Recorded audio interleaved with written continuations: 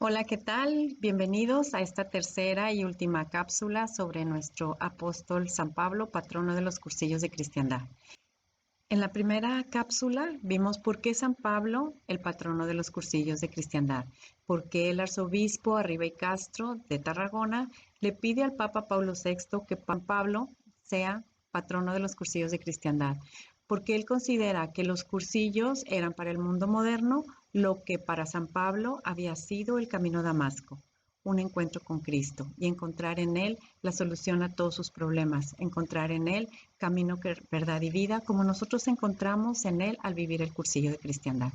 En la segunda cápsula conocimos un poco de San Pablo, lo vimos como el primer cursillista, vimos sus tres etapas de precursillo, cursillo, poscursillo, el rodaje y su tripié, su piedad, estudio y acción.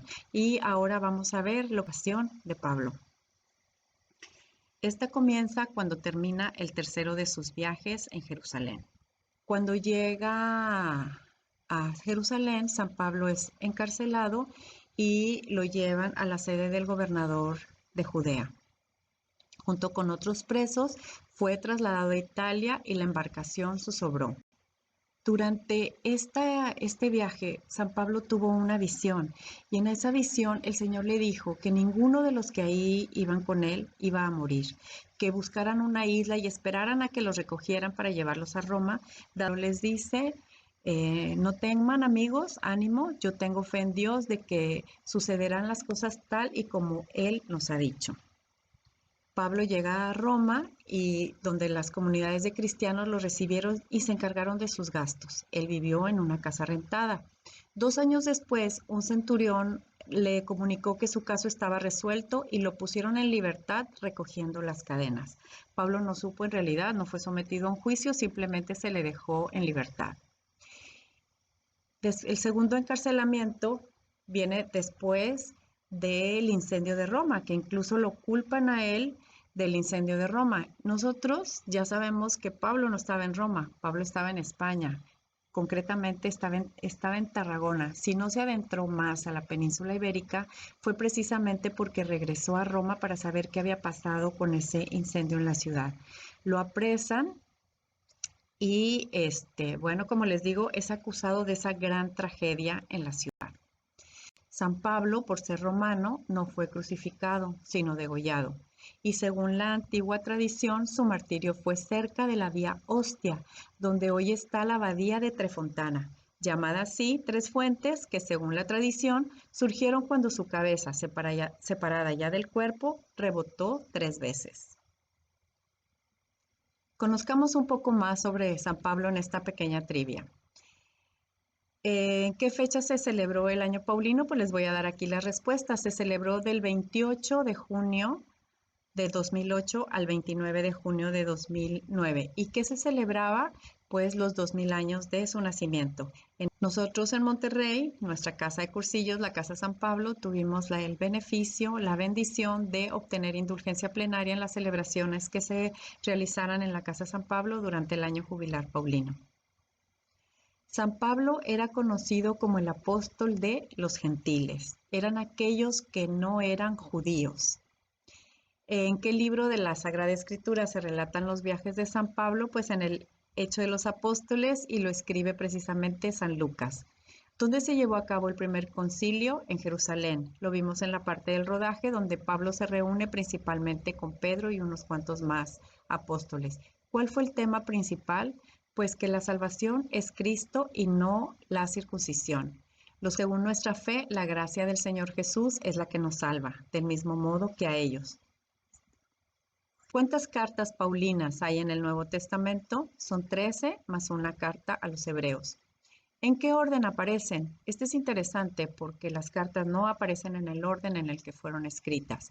Aparecen primero las que van dirigidas a las comunidades, luego las que van dirigidas a los individuos y de cada grupo están ordenadas de mayor a menor extensión. ¿En qué carta fue la escrita primero? Fue la primera de Tesalonicenses.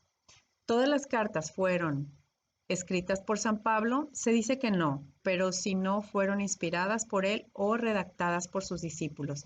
Y estas cartas fueron las que dirigió a las comunidades de Éfeso, a los colosenses, la segunda de Tesalonicenses, la 2 de Timoteo, la carta a Tito y la carta a los hebreos. ¿Con qué nombre se conocen las cartas paulinas? Este contenido de los escritos de Pablo se conoce como Corpus Paulino. ¿Cuál es la primera carta de San Pablo que aparece en el Nuevo Testamento? Les voy a dar una pista. Si primero son las de grupo y luego las individuales, entonces es una carta dirigida a una comunidad. Y si las cartas están agrupadas de mayor a menor extensión y la carta más larga es a los romanos, entonces, exacto, la carta a los romanos es la primera que aparece en el Nuevo Testamento. ¿En cuál de las cartas Pablo escribe lo que se conoce como el himno al amor? Bueno, esta carta es comúnmente leída como segunda lectura en las bodas para los novios, para que conozcan esa verdad del amor en Dios, como Dios ama a Dios. También es una canción muy popular que hizo en algún tiempo un cantante español. Y se trata de la primera carta a los Corintios en su capítulo 13 y dice así: el amor es paciente, es servicial.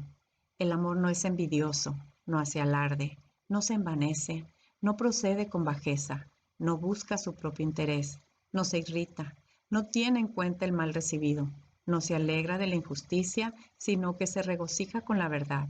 El amor todo lo disculpa, todo lo cree, todo lo espera, todo lo soporta.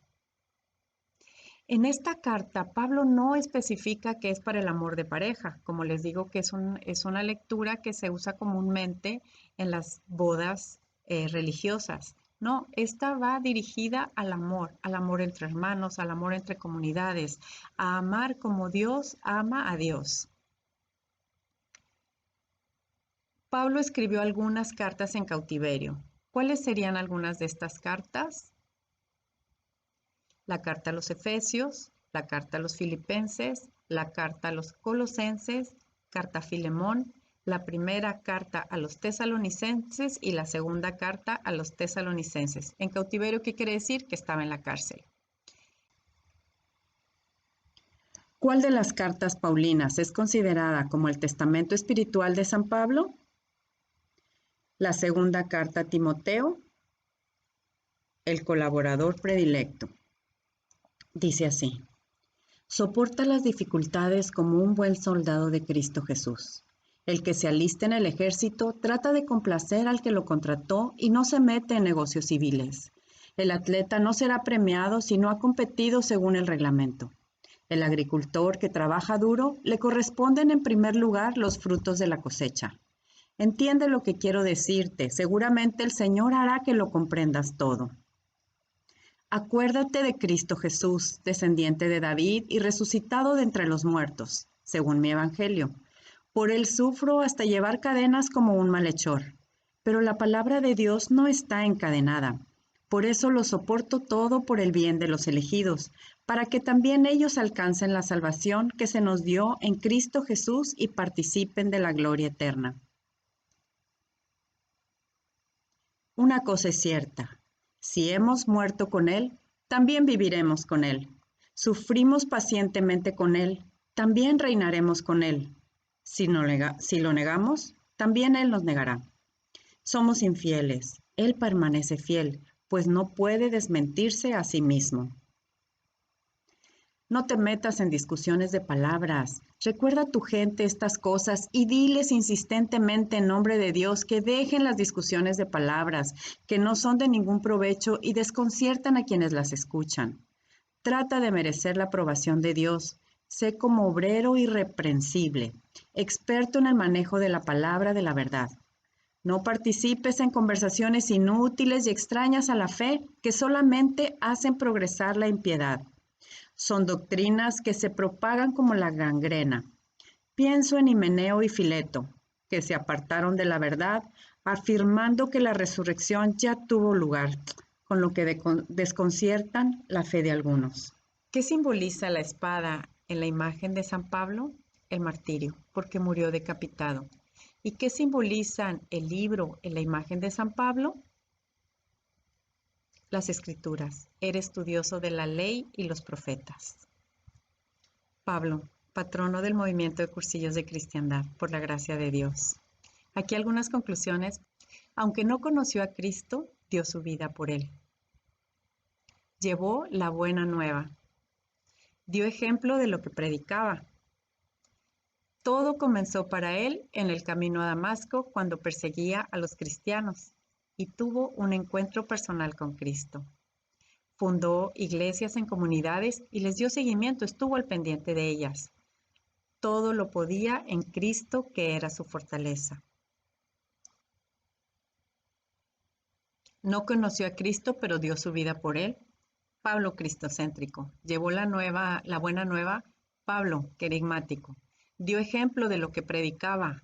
Pablo testimonial. Todo comenzó en el camino a Damasco. Pablo inicia su camino de conversión. Tuvo un encuentro personal con Cristo. Como en el cursillo, nuestro encuentro es personal. Fundó iglesias en comunidades y le dio seguimiento comunitario. Todo lo podía en Cristo que lo fortalecía, inductivo. Estas 7 características de Pablo son las mismas 7 características del movimiento del cursillo de cristiandad, que tiene un método propio, y en sus 3 tiempos se aplican las 7 características. Están descritas así en Ideas Fundamentales 2. Por eso las tomé de ahí. Ideas Fundamentales 3 las agrupa, pero no deja de mencionarlas estas 7. Y por esta gracia de Dios no podía ser otro más que Pablo, el patrono del cursillos de cristiandad, porque él en su vida centra todas las características del método y nos pide que como él tuvo su encuentro en Cristo camino a Damasco, nosotros también, después de tener ese encuentro con Cristo en el cursillo de cristiandad, sepamos encontrar en él la respuesta a todas nuestras preguntas y más que eso, lo reconozcamos como camino, verdad y vida. Muchas gracias y espero que hayan disfrutado de conocer un poco más de San Pablo. En el nombre del Padre, del Hijo y del Espíritu Santo. Amén.